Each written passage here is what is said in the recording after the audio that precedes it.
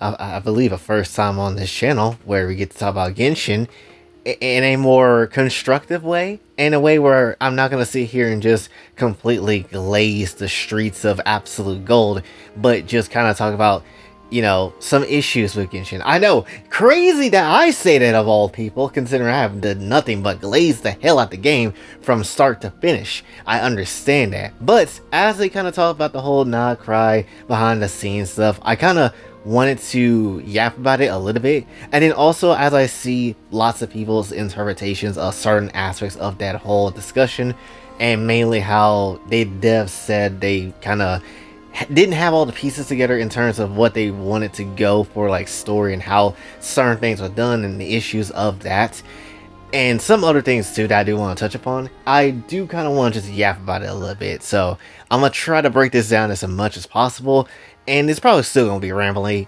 like a lot, but hopefully not that bad. So one big part of this whole conversation was the fact that they said they rushed the game when it comes down to this lore, because of the amounts of different places these kind of lore threads kind of go from, and essentially was just like, yeah, we kind of didn't do a good job at pacing that, which I agree, they did not do a good job on that, right? And I ain't talking about like main storyline stuff at all, because that's usually taken care of for the most part. It's mainly when you get into the books and then the artifact sets, and then like other type of stuff that is collectibles and all that stuff in the game that you can find that have bits of lore inside of them. I'm not gonna lie, when we had the Xbox wings that came out recently, I feel like there was no reason to add really important shit of lore in there, and yet they did it anyway. And it was like, but why though? You know? I didn't understand that. And when it comes down to it, it's not like you can't do that. That's not the problem. The issue came down to when you have that stuff added into the game, and then you expect people to kind of read it, but a lot of people really don't, right? Let's just be real. Tons of people do not read the optional stuff that is there to be read. Now for me, I might take a quick glance at it just to kind of see what's being talked about a little bit, even if it's like a real long thing, just kind of see what's kind of the point of it, if I can see if there's a point, because they put it in the game for a reason. They typed all that out. It will only be right to kind of just understand what the hell the vision actually is. Now back then, I'll argue I used to not do anything like that, because I'm just like, it's just there for boring reading purposes and it kind of has no point. But then Kingdom Hearts taught me that lesson when it came down to KH3 and its answer reports and stuff like that. So at that time I was just like, oh, okay, I'll just go ahead and just do the thing of reading. And it actually provided a lot more lore that they couldn't just straight up show you, which I feel like that's fine to have at games at a time. I don't think you need to show every little thing and every little detail, because you'll never get done with the game or anything like that, especially developing that thing. But there is moments where it's like you do need to showcase the more so important stuff that does get dropped into these situations. Like, hell, for a long time, when it came down to understanding lore, the only way you can find and figure it out is if you watch other content creators that talk about it. And that's kind of what I've been doing for like the past couple of years, because I didn't understand every little thing that happens in the game. And then that's how you got a lot of theory crafting channels and a lot of other stuff too to kind of come through, so ultimately it's just like it's a challenge.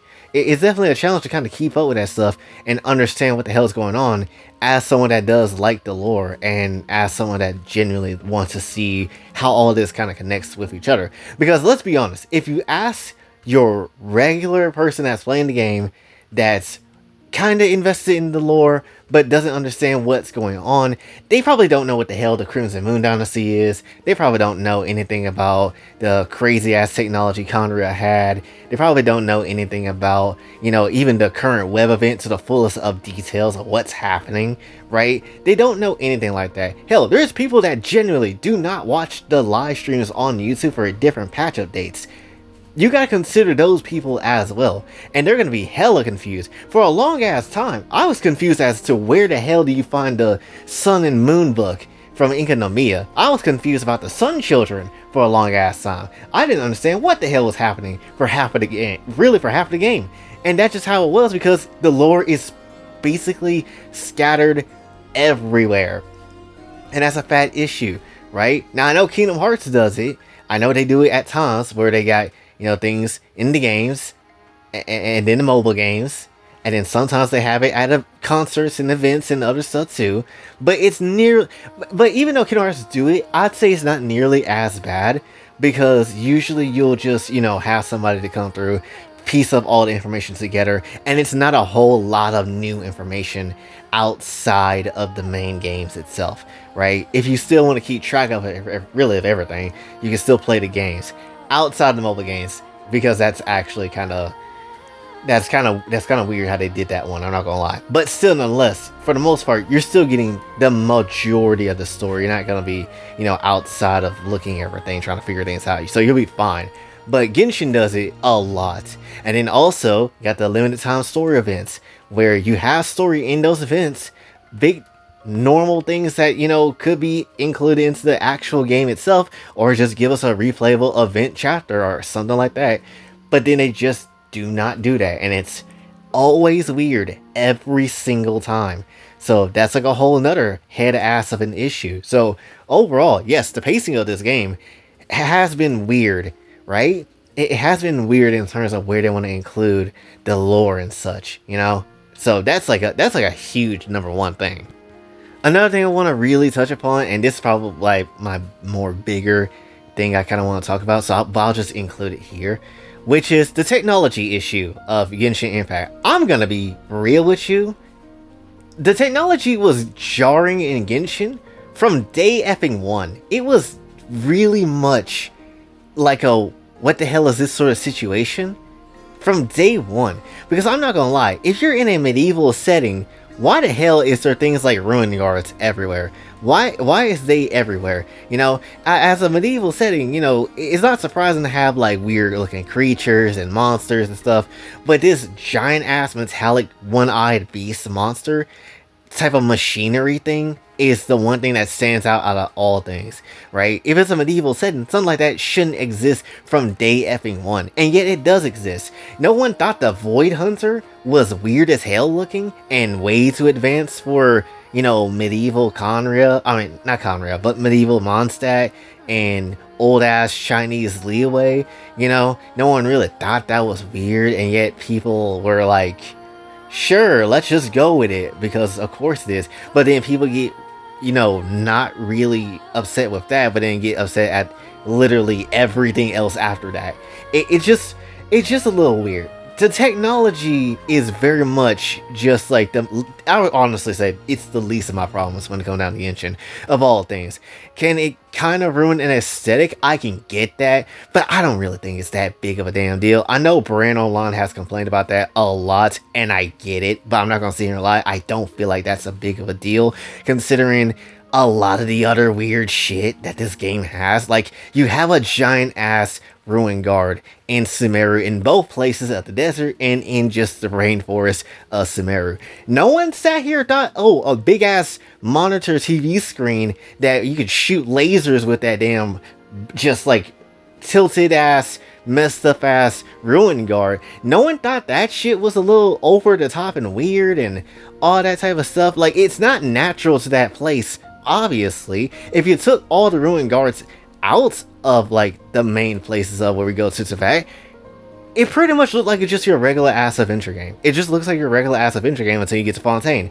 Really, that's kind of about it. Even something like the Akasha could be done differently, and even then, that wasn't necessarily something that felt super out of place or broke canon super bad. It was just kind of weird how, I would honestly kind of say, the only thing about it when it was first introduced, it kind of felt weird because it was like, oh, it's like the internet basically, but not really, So there is some stuff, again, that's in here that's weird. It can be perceived as weird because, like, yeah, the whole game doesn't feel like it should be that, but it has that. And at the end of the day, it's just like, well, if it's gonna have that, then, you might as well start out with the game just being like that, and the Ruin Guards was that. And if you don't find that weird, I really don't see how you find everything else weird too, right? Again, because a lot of people were hella mad when, obviously the whole ass motorcycle came through and all that stuff. But no one sat here and complained about, a lot of weird Fontaine technology that was out there too. Like I get it. Fontaine is also like a more modernish type society, closer to ours, but it's still trapped into the 1920s, right?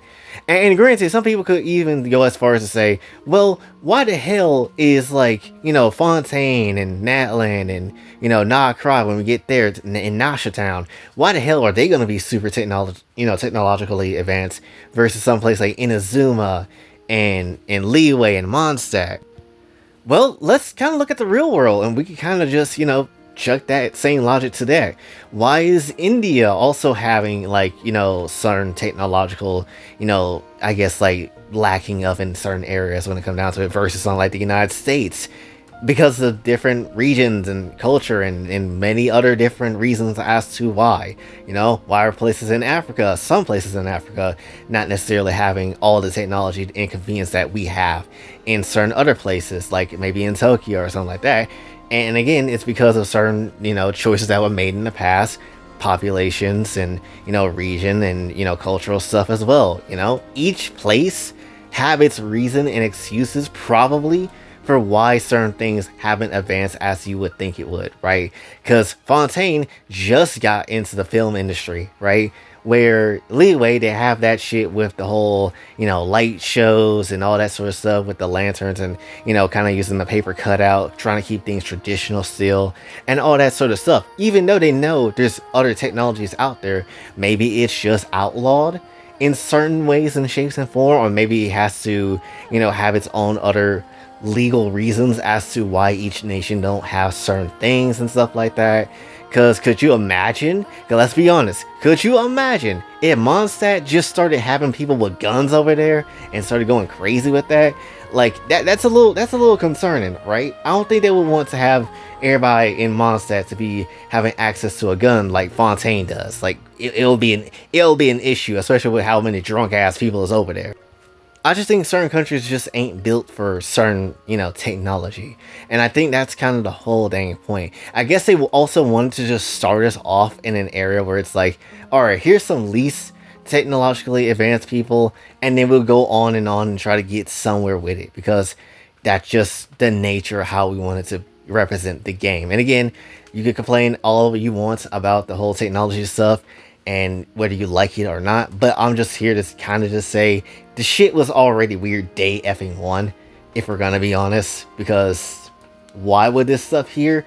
At the time, we really didn't know, and it was just kind of weird how these flying enemies were kind of just here and made in the different ways of how these, ruin guards was. So ultimately, it's not that weird at how they can go about certain stuff, especially now with like how crazy this game is starting to get, especially with like floating objects in the sky and other weird technological advances from ancient times as well. So it's not that, to me, when it comes down to technology, it's not that weird. It really isn't. To me, it doesn't feel that damn weird. It's like to a point, I would say, right? Because unlike FF16, where they had the whole tower DLC of the Echoes of Fallen, I'm not gonna lie, that was a little weird because it was like, why the hell did they have this technology stuff in this past medieval ass setting? And it felt a little weird, but it was also kind of wacky to the point I didn't mind it, but it still was obviously very weird. But when it comes down to Genshin, day one, they let you know, yeah, there's some weird shit going on here with these ruin guards. So again, I don't really see how people complain that damn hard, but they did anyway. Plus, I'm not gonna lie, would I want the whole damn game to be stuck in medieval settings? Not really. I'm gonna be honest, I hate medieval settings personally. So if they can stray away from that just a little bit from different places from time to time, I don't mind that personally. Plus, again, this world is not necessarily the most easiest world to kind of see, the most simplest world to kind of see and deal with how weird many different factions and factors of different characters and gods and all that type of stuff is. Again, it's not the simplest thing in the world to kind of just deal with. So again, I understand the various amounts of different changes. Now, the last thing I think I can talk about, or at least as far as it's on my brain right now, The last part I want to talk about is Natland itself and what I feel like they were trying to do with it.